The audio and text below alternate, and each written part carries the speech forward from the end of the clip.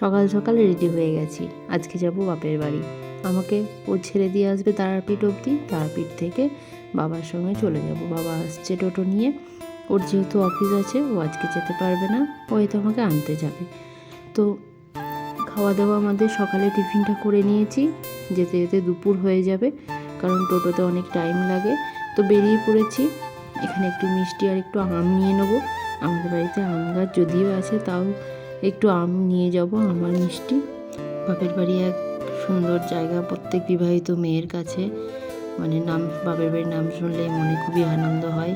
আজ এসে থেকে ভাবছিলাম কবে যাব, বাবার সঙ্গে কবে দেখা হবে। তো ফাইনালি আজকে যাচ্ছি। তো চলো।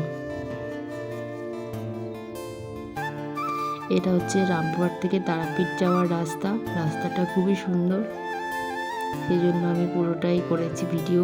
মানে পুরোটা করিনি, যতটুকু করেছি সবটাই দেখাচ্ছি তোমাদেরকে। এই রাস্তা দিয়ে আজ 9 বছর বিয়ে হয়ে গেল আমার।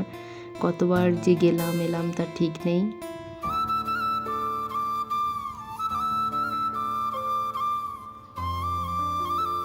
আর আমার বাপের বাড়ির যাওয়ার পথেই না রাস্তায় পড়ে তারাপীঠ, মা তারার মন্দির ক্রস করি, তারপর একটু পরেই যাই বীরচন্দ্রপুরও ক্রস করতে হয়। এই যে তারাপীঠ ঢুকছি এবারে।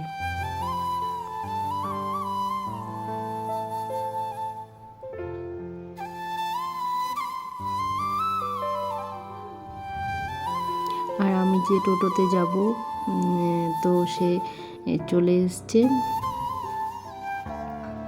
বাবা আসেনি। বাবা বলল আমি আর যাইনি।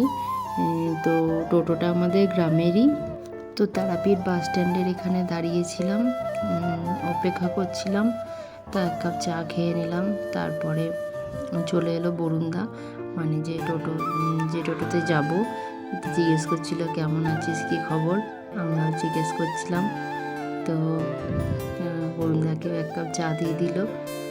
বললাম তো আমাদের গ্রামেরই, আমাদের বাড়ির থেকে বেরিয়েই বাড়ি, কিছু দূরেই। তো এবার চাটা খেয়ে আমরা চলে গেলাম আমার বাপের বাড়ির উদ্দেশ্যে। এদিকে যাচ্ছি আর ওইদিকে আমার বড় চলে যাবে বাড়ি। আমি বললাম টাটা, চলে এসো আমাকে নিতে। তো তারাপীঠ থেকেও আমার বাড়ির রাস্তা পর্যন্ত রাস্তাটাও খুব সুন্দর। চলো যতটা পারি দেখাই। আর প্রচণ্ড হাওয়া দিচ্ছিল, যে কদিন ছিলাম খুব বৃষ্টি পড়ছিল, তো খুব সুন্দর আবহাওয়া ছিল। এই যে চাষবাস শুরু হবে, বর্ষার জল পেয়েছে, পুরো মেঘ করছে।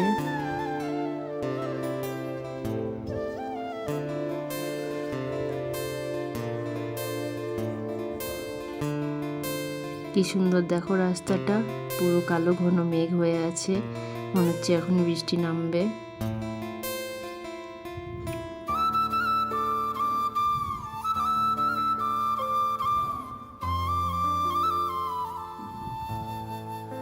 আমার গ্রামের রাস্তা থেকে, মানে আমাদের গ্রামের রাস্তায় ঢুকে গেছি, আর একটু পরে পৌঁছে যাব।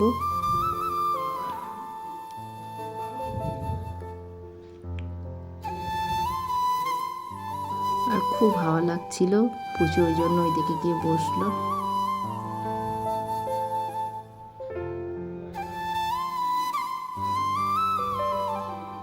এই যে চলে এসছি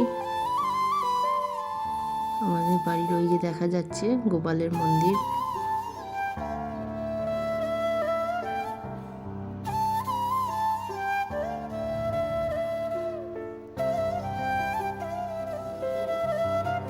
রাখি হাটতলা নন্দীর গোলা মন্দির করি পাছে, ত্রিশাতুর শেষে পৌঁছিনু এসে আমার বাড়ির কাছে।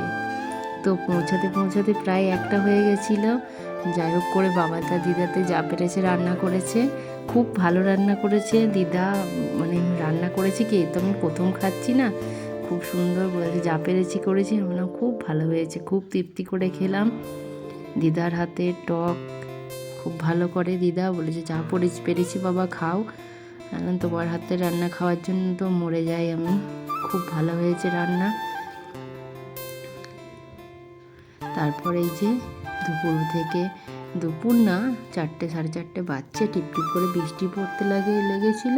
তারপরে তো মামি এলো আমাদের, মানে যে কাজ করে দেয় মামি আমাদের, খুব ভালো।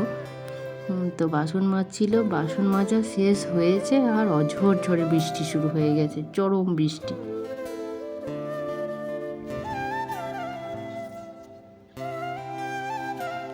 বৃষ্টির দিনে এই সকাল বিকেল সন্ধে কাটানো মুহূর্ত খুব মনে পড়ে।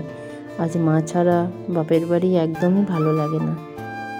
মা থাকলে সব কিছু অন্য রূপ হতো। আজ রান্না করতে যাই, শুতে যাই, যেখানেই যেদিকেই যাই, মায়ের সব কিছু স্পর্শ, মায়ের অনুভূতি সব সময় ফিল করি। মা যে কি ছিল আমাদের, আসলে মা জিনিসটাই ওরকম, মা সবার কাছেই বড় প্রিয়। ওই যে বাবা গেছিল গেট লাগাতে, বৃষ্টি পড়ছিল এতক্ষণ, আর আমি রাতে করব রুটি, আলুর তরকারি আর একটু আলু ভাজবো, আমি ভাত খাবো। বাবা বলছিল লুচি বা পরোটা কর, আমি বললাম না, কালকে সন্ধি বাজবে, কালকে লুচিটা করব। তো রাতে ছিল রুটি আলুর তরকারি আর মিষ্টি, আর আমি খেয়েছিলাম একটু ভাত। আর তারপরে বিছানা ঝেড়ে নিলাম, দিয়ে শুয়ে পড়লাম। তো আজকে বাপের বাড়িতে একদিন কেটে গেল দেখতে দেখতে। সবাই ভালো থেকো, সঙ্গে থেকো, ভিডিওগুলো দেখতে থেকো। আর এই যে পুচু টিভি দেখছে, কারেন্ট চলে গেল খেতে খেতে মাঝপথে, আবার একটু পরে কারেন্ট চলেও এসেছিলো অবশ্য, আর আমি ওকে খাইয়ে দিচ্ছি। তো টাটা, সবাই ভালো থেকো, সঙ্গে থেকো, আর ভিডিওগুলো দেখতে থেকো।